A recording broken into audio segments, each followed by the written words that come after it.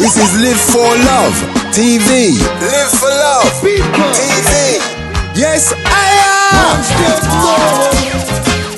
One step more. One step more. Until you reach your goals. One step more. Save them soul. One step more. One step more.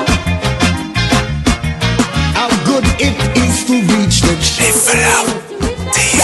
This is Live for Love TV. Live for Love TV.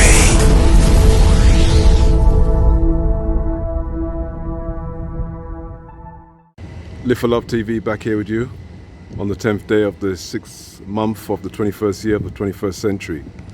As you can see, I'm outside the Museum of the Home. So it's basically a museum looking at all different homes from over the many years. Now there's a reason I'm outside here. I'm going to show you where it is first. I'm going to sort of pan around a little bit and let you see.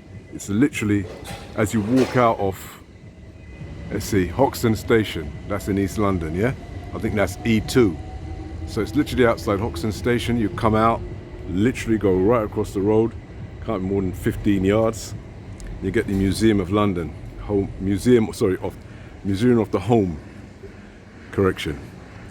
So this has been refurbished. It's just opening. I think it's going to open properly, as it says over there, opening on the 12th of June. So it's not quite open yet, so we can't get inside there.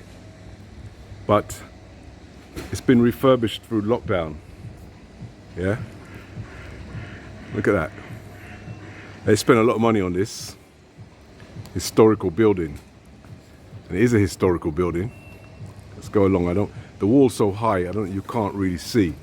If you see the chimney stacks up there, goes along, so the walls are all brand new.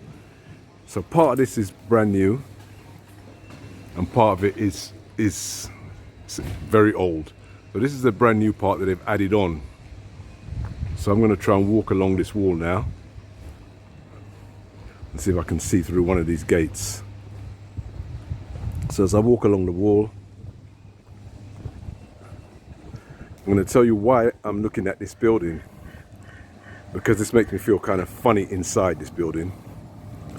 I've done a building very much like this in Clapton already. Now if you look through there, you can see this is the old part of the building. Yeah, you see? That is what we call in the UK an almshouse. Almshouse. And I told you in a previous video when I did about the almshouse in Clapton that had been turned into luxury flats. An almshouse is a place for the poor people. It's a place where very poor and destitute people come for food and clothes and shelter and stuff like that. Basically, in those days, 300-400 years ago in the UK, people were literally dying on the streets of hunger, you know. And so some people put up these almshouses for the very poor.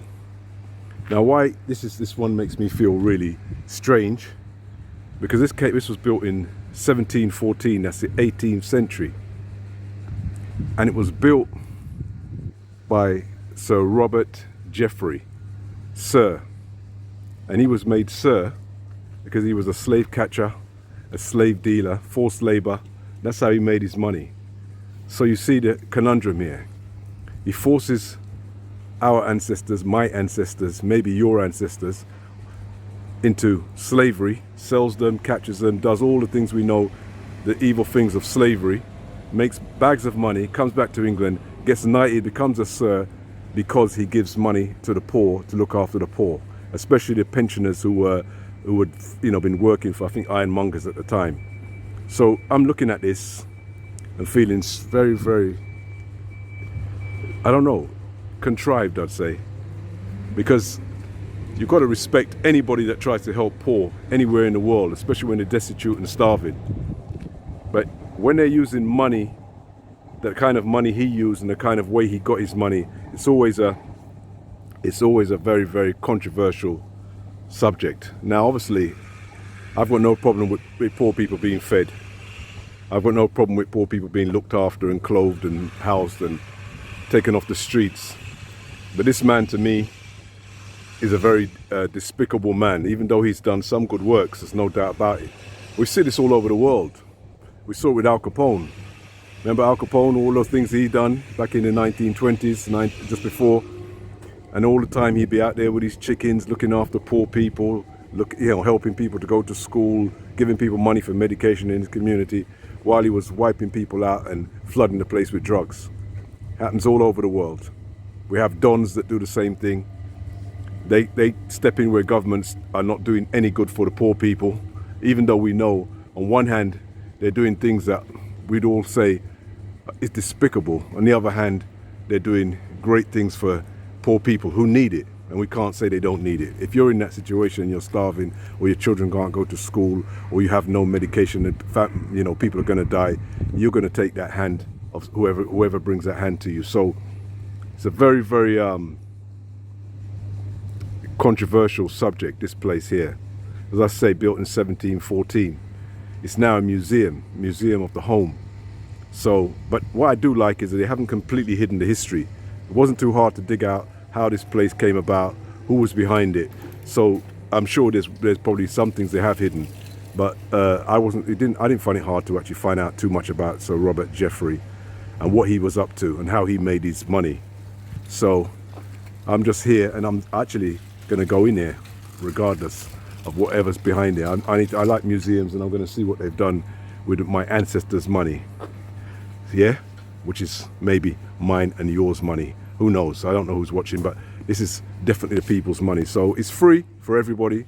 So when I go in there, my chest will be as high as possible, knowing the history. Yeah. So Live for Love TV. People, one step